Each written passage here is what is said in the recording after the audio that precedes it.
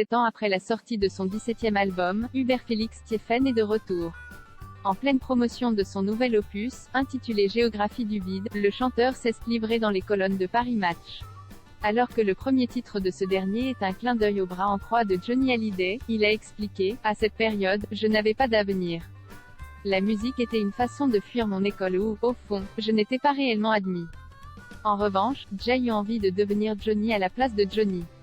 À partir de là, Jay eut des visions pour mon futur.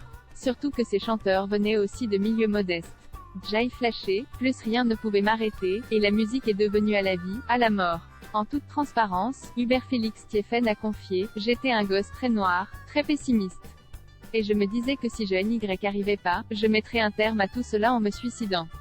Je m'étais même posé un âge limite dans ma assurant qu'il voulait mourir à 35 ans, le chanteur a ajouté, j'avais situé la fin à décembre 1983. Et le 28 janvier, au Midem de Cannes, je reçois un disque d'or. 2 jours après, je remonte à Paris et mon ancienne maison de disques me donne un autre disque d'or.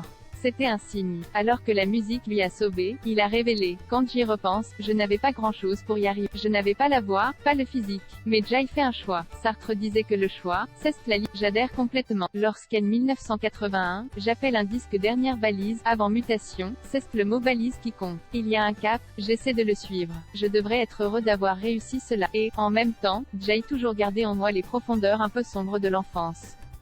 Hubert Félix-Thiéfaine, il faudrait que je me fasse greffer la glande de la joie alors qu'il n'arrive pas à être heureux, le chanteur a assuré, il faudrait que je me fasse greffer la glande de la joie. Elle doit exister parce que je connais des gens qui sont heureux tout le temps, quoi qu'il leur arrive. Moi, c'est l'inverse. Alors qu'il est très créatif depuis son burn-out en 2008, Hubert Félix-Thiéfaine a ajouté, après mon burn-out, Jay pensait à mes fils. Je me suis dit qu'il avait encore besoin de moi. Donc, Jay passait 3 mois en cure de désintox. Puis je suis reparti de zéro dans la construction de mon existence. Ça fait 13 ans que je me réveille en étant bien le matin. Quand je sors de scène, je pourrais recommencer pendant 2 heures. Ça a été un changement radical de vie.